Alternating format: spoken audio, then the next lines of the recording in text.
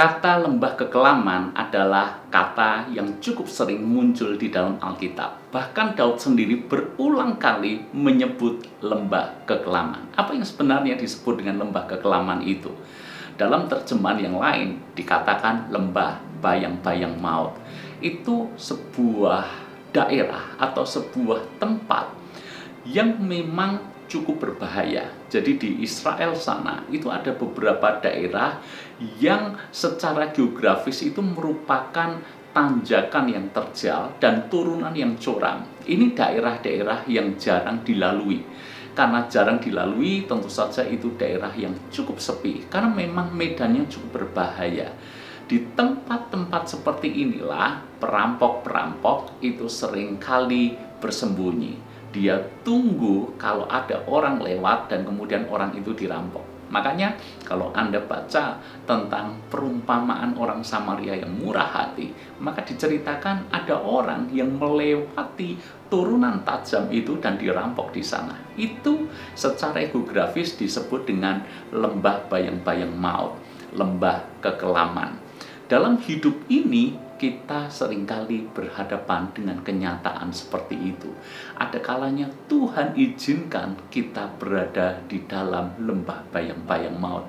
Artinya masa-masa sulit, masa-masa yang berbahaya, masa-masa yang tidak menyenangkan, pergulatan hidup yang cukup panjang, 1-2 hari tidak selesai, 1-2 minggu juga tidak selesai, bahkan bertahun-tahun secara maraton kita harus mengalami pergulatan hidup. Itu adalah lembah kekelaman, lembah bayang-bayang maut dalam kehidupan. Ada waktunya Tuhan izinkan itu terjadi. Ada waktunya Tuhan bahkan tuntun kita melewati jalan itu. Tapi percayalah, selama Tuhan gembala kita bersama dengan kita, amanlah keadaan kita. Yang menentukan kita aman atau tidak bukan Anda dan saya berada di mana, tetapi apakah kita disertai oleh Tuhan. Kalau Sang Gembala Agung menyertai kita dimanapun kita berada, bahkan di lembah bayang-bayang maut sekalipun, amanlah keadaan kita. Karena itu buat Anda yang hari-hari ini berada di lembah bayang-bayang maut, Anda sedang diizinkan Tuhan berada di pengalaman lembah. Anda butuh kekuatan yang baru, Anda butuh insight-insight yang baru, maka saya mengajak Anda untuk bergabung bersama kami dalam program Waiting on God, menanti-nantikan Tuhan. Kami bahas tentang Tuhan Gembala yang baik, kami bahas bagaimana Gembala yang baik membuat kita tidak kekurangan, Dia menyegarkan jiwa yang letih, dan hari ini kita akan belajar tentang bagaimana Tuhan akan menyertai kita di masa-masa sulit kita, sehingga lembah-lembah bayang maut bukan lagi menjadi hal yang menakutkan bagi kita, karena Bapa menyertai kita senantiasa. Selamat bergabung, saya yakin kekuatan yang baru dilimpahkan bagi Anda semuanya. Tuhan memberkati.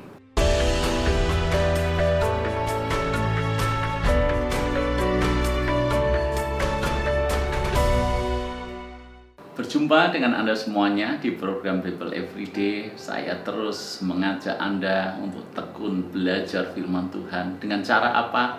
Membacanya setiap hari, merenungkannya, menggalinya, dan yang paling penting melakukannya. Saya sungguh rindu siapapun Anda praktek akan hal ini, maka kehidupan rohani Anda bertumbuh di dalam Tuhan. Mari kita akan lanjutkan pelajaran kita 2 Tawarikh pasal yang ke-8. Sebelum saya mengajak Anda belajar di pasal ini, seringkali kita berpikir bahwa Salomo itu jatuh di dalam penyembahan berhala itu di masa tuanya. Dan memang benar, di masa tuanya Salomo berpaling daripada Tuhan dan dia mengikuti dewa-dewa sesembahan istrinya. Tetapi kalau Anda melihat sejarah kronologinya, maka Anda tahu sesungguhnya benih dosa itu sudah terlihat dari sejak awal. Memang eksekusinya, akibat fatalnya itu di masa tua Salomo, tetapi tanda-tandanya itu sudah kelihatan dari awal. Kenapa saya bisa berkata demikian? Kalau Anda baca di pasal yang ke-8 ini adalah tentang beberapa usaha Raja Salomo. Jadi setelah bait suci dibangun dan kemudian ditakbiskan, dan Tuhan memberikan peringatan di pasal yang ke-8 ini adalah tindakan-tindakan apa yang dilakukan Salomo untuk memperkuat kerajaannya, untuk membawa Israel di puncak kejayaan. Maka kalau Anda lihat di dalam ayat yang ke-11, dan Salomo memindahkan anak Fir'aun dari kota Daud ke rumah yang didirikannya baginya. Jadi di awal-awal dia menjadi raja, sesungguhnya dia sudah menikahi anak Fir'aun. Dia menikah dengan wanita di luar Israel. Dia menikah dengan wanita asing yang punya dewanya sendiri, tanpa sadar bahwa nanti satu kali kelak istrinya inilah yang akan mencondongkan hatinya kepada dewa-dewa asing.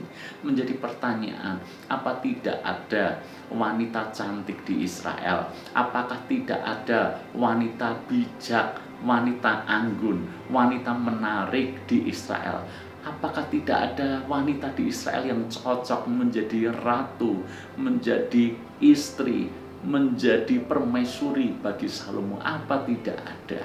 Tentu saja ada, tentu saja banyak, karena Tuhan sendiri sudah berkata dengan jelas melarang umatnya menikah dengan bangsa di luar Israel. Ini rajanya justru menikahi putri Fir'aun, dan Salomo punya alasan sesungguhnya. Tentu saja alasan Salomo adalah alasan politis, berbau politis. Kenapa, saudara? Karena Salomo ingin mengajak di Mesir yang waktu itu diperintah oleh Raja Fir'aun itu tidak perang dengan dia, karena dia tahu perang itu hanya sama-sama membuat lemah. Padahal Mesir adalah negara adidaya pada waktu itu. Supaya terhindar daripada perang, mereka membuat kesepakatan damai. Dan cara yang paling efektif Salomo memikirkan akan hal itu adalah dengan menikahi putri Fir'aun. Kalau anaknya dinikahi, bagaimana mungkin bapaknya, ayahnya itu memerangi dia? Itulah pemikiran Salomo. Secara politis dia memang diuntungkan, tapi Salomo lupa bahwa itu benih yang bisa menyeret dia dari putri Fir'aun. Lalu kemudian dia mulai melihat bangsa-bangsa lain yang bisa dianggap mengamankan posisinya dengan cara apa? Menikahi putri raja mereka, menikahi orang-orang penting, bangsawan penting di tiap negara-negara wilayah yang lain. Dengan demikian memang benar kerajaan Israel di era Salomo sangat aman, jarang berperang. Bagaimana mungkin berperang kalau putri-putri raja itu dinikahi semuanya, hingga Salomo punya 1000 istri termasuk gundik. Tetapi tanpa sadar itu menyeret hatinya, membuat dia berpaling daripada Tuhan. Yang kita bisa pelajari dari hal ini adalah dosa itu tidak pernah terjadi secara tiba-tiba. Salomo tidak tiba-tiba menyembah berhala. Sudah lama sekali benih itu kelihatan sesungguhnya. Niat awalnya hanya untuk kepentingan politik, tetapi kemudian saudara itu membawanya sungguh-sungguh berpaling daripada Tuhan. Itu sebabnya hati-hati dengan yang namanya benih. Kalau benih dosa kita biarkan, dia pasti akan tumbuh. Dan kalau kita tetap biarkan, dia akan tumbuh menjadi besar. Kalau dia sudah besar, dia akan membuai. Salomo mengalami hal itu. Dia tidak pernah menyangka bahwa hal-hal yang dia anggap dulu adalah soal urusan politik, itu ternyata membuat dia menyimpang daripada jalan Tuhan, membuat dia berpaling kepada Tuhan, dan akibatnya fatal. Jelas sekali hari ini buat kita semuanya. Apapun itu, kalau Anda tahu itu benih dosa, segera kita matikan. Jangan berikan kesempatan benih itu tumbuh subur dalam hidup kita. Jika tidak, satu kali kita pasti akan mengalami seperti Salomo, menanggung akibat daripada benih dosa yang kita biarkan. Tuhan berkati.